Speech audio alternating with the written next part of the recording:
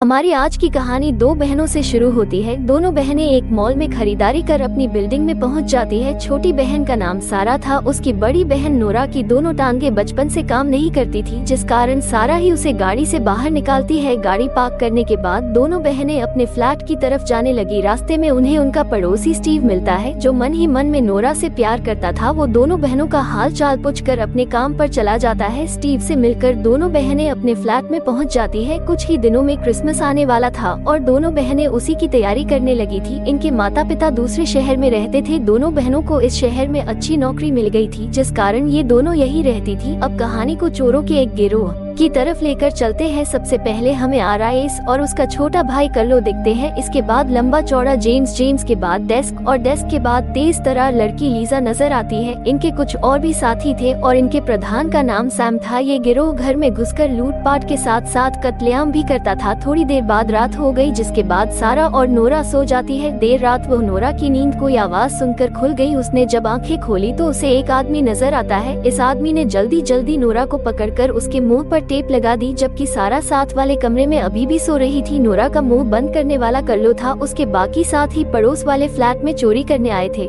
लेकिन कर्लो गलती से यहाँ आ गया था। नोरा का खूबसूरत बदन देखकर उसने उसकी गुलाबी गुफा लूटने का मन बना लिया। वो जैसे ही अपना लकड़ा उसके अंदर घुसाने लगा, तभी पीछे से सारा आकर उस पर वार कर देती है। सारा के जोरदार वार ने उसे अच्छी तरह ठंडा कर दिया था। अब ना तो कभी कर्लो खड़ा हो पाएगा और ना ही उसका लकड़ा। उधर रिस और लीजा लूट का सामान संभाल रहे थे। सामान रखते रखते रिस का ध्यान अपने भाई की तरफ जाता है। दूसरी तरफ सारा को खतरे का एहसास हो चुका था, जिस कारण वो सुरक्षा के लिए दरवाजे बंद कर रही थी। वो दोनों पुलिस को फोन करना चाहती थी, लेकिन कर्लो ने पहले ही सभी फोन खराब कर दिए थे। इसी बीच रिस और लीजा दरवाजा तोड़कर घर में घुस आए। उन्होंने अंदर आते ही दोनों बहनों पर काबू भी पा लिया था। इसके बाद घर में सम घुसता है, जो आज की लूटपाट का मुखिया था। जल्दी ही सम और रिस कर्लो की लाश तक पहुंच गए। अपने भाई की लाश देखकर रिस का खून खोलने लगा। सम उसे समझाता है कि सारी गलती तुम्हारे विमलू भाई की है। विमल चबाते चबाते वो गलत घर में घुसा और मारा गया। इतना कहकर वो बाहर आ गया। यहाँ लीजा ने दोनों बहनों को दबोच रखा था। उसके पीछे पीछे रिस भी बाहर गया, जो अपने भाई की लाश देखकर बहुत गुस्से में था। वो जल्दी जल्दी नोरा को उठाकर कहने लगा कि मेरे भाई की लाश तुम्हारे कमरे से मिली, यानी वो तुम्हारी गुलाबों के मजे लेना चाहता था। मेरे भाई का लकड़ा तो तुम्हारी गुफा में नहीं जा सका,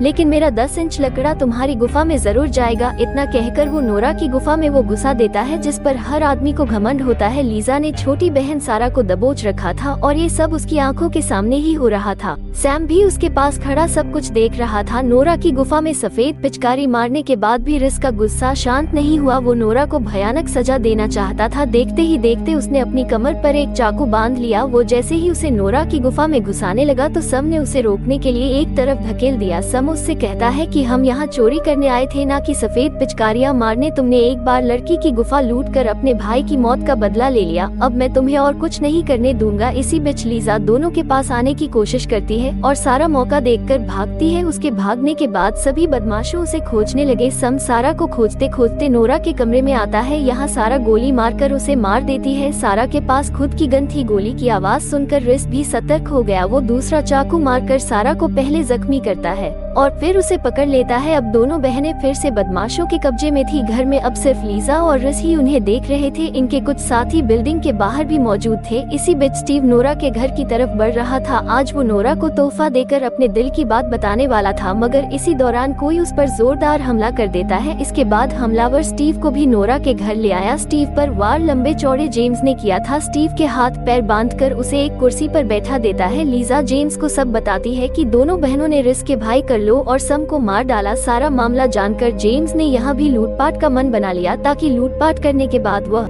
आराम से बदला ले सके। देखते ही देखते बदमाशों ने दोनों बहनों का सारा कीमती सामान चुरा लिया। इसके बाद लीजा सारा से बैंक खाते का पिन पूछती है, लेकिन सारा उसे पिन बताती नहीं। सारा को पता था कि पिन जानते ही बदमाश उन्हें मार देंगे। लीजा के बार बार पूछने पर भी जब सारा पिन नहीं बताती तो वो जेम्स को खास इशारा करती है। उसका इशारा समझकर जेम्स सारा को एक टेबल पर लेटा कर कहता है कि अब मेरा काला लड़का गुलाबी गुफा में जाएगा। इतना कहकर वो जैसे ही कुछ करने लगा तो सारा उसकी टांग पर वार कर देती है। सारा ने अपने हाथों में एक कील छुपा रखी थी और उसी से उसने जेम्स को जख्मी किया था। जेम्स की हालत देखकर लीजा जोर जोर से हंसने लगी। उसके जूते में भी एक चाकू छुपा हुआ था और नीचे पड़ी नोरा की नजर भी उस पर पड़ चुकी थी। वो जल्दी जल्दी चाकू निकालकर लीजा के पैर पर वार करती है। इस वार से लीजा जख्मी तो हो गई थी, लेकिन वो गुस्से में आकर नोरा को फ्रिज के पास ले जाती है। उसने नोरा को फ्रिज में कैद करने का मन बना लिया था। वो जैसे ही उसे फ्रिज में डालती है तो नोरा मौका देखकर उसकी गन चुरा लेती है। आराइस अपने भाई की लाश के पास बैठा था, जबकि लीजा ने स्टीव को भी मार दिया था क्योंकि स्टीव उनके किसी काम का नहीं था। इसी बीच आराइस भी यहाँ आ गया क्योंकि उसे पानी पीना था। उसने जैसे ही फ्रिज खोला तो नोरा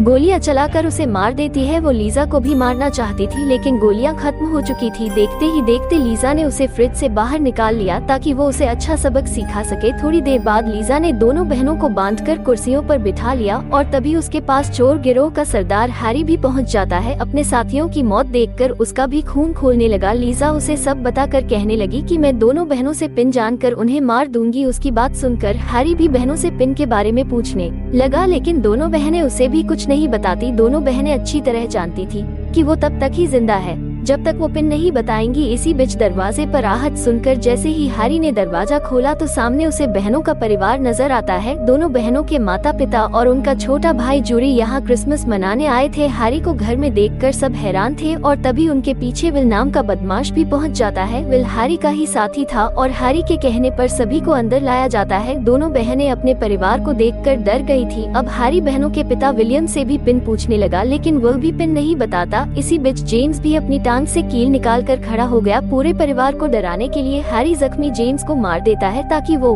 डर कर पिन बता दे, मगर जब जेम्स की मौत देखकर भी कोई पिन नहीं बताता तो हैरी जूरी को भी मार देता। जूरी की मौत देखकर पूरा परिवार रोने लगा था। अपने बेटे जूरी की मौत से विलियम पूरी तरह टूट चुका था, जिस कारण वो लीजा को सभी खातों के पिन बता देता है। अब हैरी सबसे पहले विलियम की बीवी यानी बहनों की मां को मारता है। लीजा सारा की पीठ पर चाकू मारने लगी। हैरी और विल सामान उठाकर घर से चले जाते हैं। हैरी ने दोनों बहनों और उनके पिता विलियम को लीजा के हवाले कर दिया था। लीजा लगातार सारा कुछ जख्मी कर रही थी और नोरा एक चाकू उठाकर लीजा को मार देती है। लीजा की मौत के साथ ही दोनों बहनें और विलियम जिंदा बच गए थे। अब कहानी कुछ दिनों बाद शुरू होती है। लीजा के दिए जख्मों के कारण सारा की टांगों ने भी काम करना बंद कर दिया था। सारा पहले नोरा को संभालती थी, लेकिन अब उनका पिता दोनों बहनों को संभाल रहा था। चोरों ने एक ही पल में एक हंसते खेलते परिवार को उजाड़ कर रख दिया था। इस कहानी का अंत दर्दनाक जरूर है, लेकिन ये भी सच है कि हर बार सभी मुजरिम खत्म नहीं होते। कभी कभी कुछ मुजरिम बच भी जाते हैं और वो अगले हमले की तैयारी करने लग जाते हैं। नोरा और सारा की तरह ऐसे बहुत से परिवार हैं जिनकी जिंदगी तबाह करने वाले बाल बाल बच जाते हैं। हैरी ने नया गिरोह बना लिया और वो फिर से लूटपाट के साथ साथ कत्लेआम करने लगा था। इसी के साथ इस कहानी का यही अंत हो जाता है। हमारी वीडियो देखने के लिए बहुत बहुत धन्यवाद। अगर आप ऐसी ही वीडियोस के दीवाने हैं तो प्लीज मेरे चैनल को जरूर सब्सक्राइब करें। मिलते हैं अगली वीडियो में, तब तक के लिए नमस्कार।